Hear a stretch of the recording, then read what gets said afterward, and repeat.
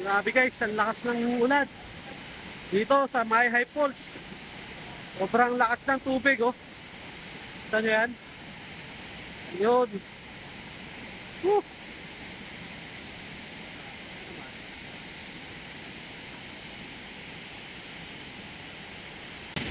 Sakto guys, pagpunta namin dito, kami lang yung tao. Kaya kung makikita nyo naman oh, si Manong lang nandiyan yung nagbabantay. Sobrang lakas kasi ng ulan dito kaya bawal maligo eh. Overflow yung falls. Pero grabe guys, sobrang lamig talaga dito, promise.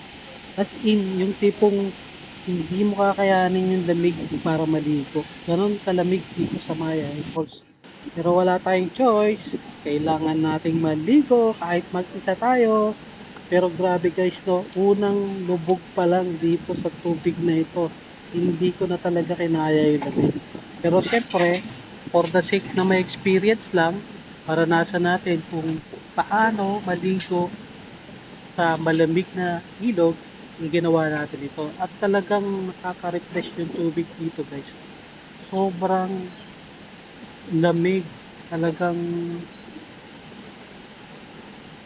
paglubog mo gusto mo kagad umahon eh dahil sa sobrang lamig ng tubig nito. At kung makikita nyo naman, walang katao-tao. Kasi nga guys, umuulan nung time na yan eh. Kaya hindi ka pwedeng maligo dun sa taas, dito ka lang sa baba pwedeng maligo. At kung makikita nyo, napakalakas ng agos na yan. Kaya kailangan kakapit ka sa may tali para hindi ka maagos ng malamig na tubig. So guys, napakaganda dito, promise. Kaya pagka araw, napakadaming tao sa mga house ka dito. Ang may papayo ko lang pag nagpunta kayo dito, kailangan mag-enjoy kayo at mag-relax talaga. Ang ginawa lang namin dito, umiklip kami sa dali, umakila kami ng tent para magpahinga at paramdaman namin yung makapag-relax yung aming mga katawan.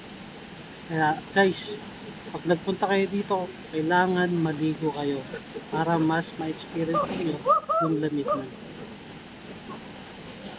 Kaya ayan, medyo naramdaman ko na yung lamig. Kaya uwian na. Bye-bye. Thank you for watching.